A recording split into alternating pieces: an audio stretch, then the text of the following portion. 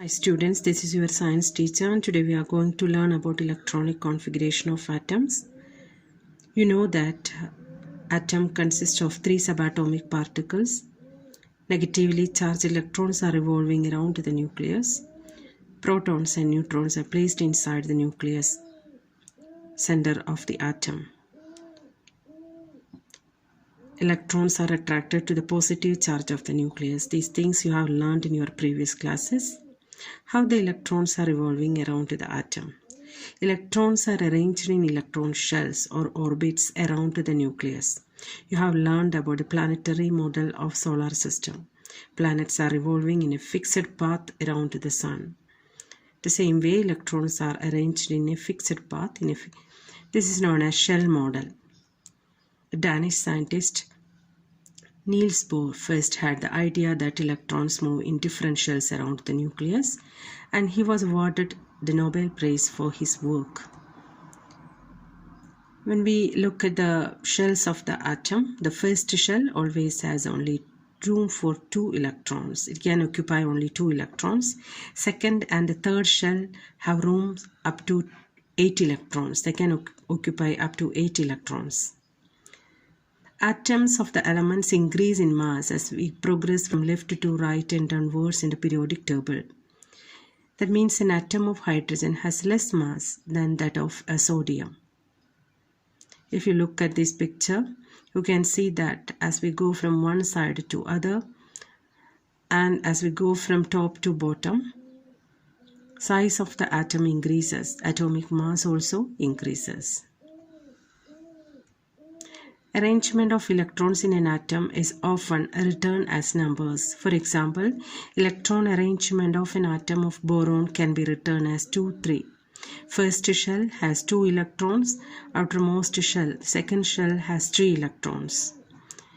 If we consider the case of sodium, atomic number of sodium is 11. Sodium has 11 electrons, 2 electrons in the first shell, 8 electrons in the next shell, and the remaining 1 electron in the outermost shell. We will check the properties of the first group elements. What is meant by group? Columns in the periodic table are known as groups. Group 1 elements, they are also known as alkali metals. These elements include commonly used lithium, sodium, and potassium.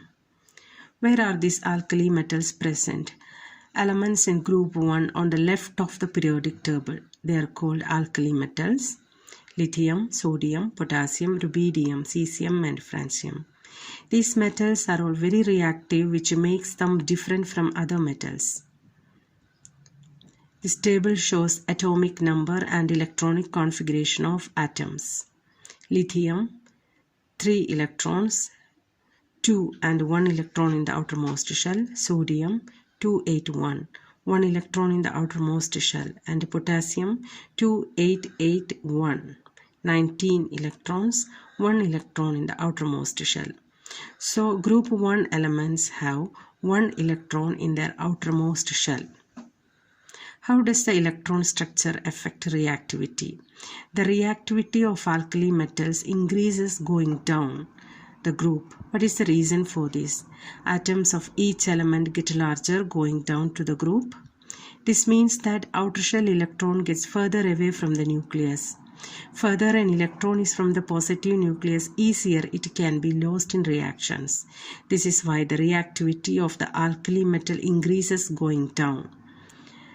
As the size of the atom increases, outermost electron is further away from the nucleus and it can easily detach from overcome the nuclear force of attraction. Properties of group 1 metals. As they are metals, they have the common properties of the metals. They are silvery colored metals, soft, can be easily cut, shiny surface which dulls and corrosion. Highly reactive metals, reactivity increases going down to the group. Boiling points and melting points decrease as we go down the group. Appearance of alkali metals. Uses of alkali metals, as you know, sodium hydroxide is an important industrial compound that is used in a manufacture of different objects like paper, soap, petroleum refining. Sodium chloride is a common table salt. Potassium chloride is also used as a salt. Potassium compounds are important components of chemical fertilizers. Sodium and potassium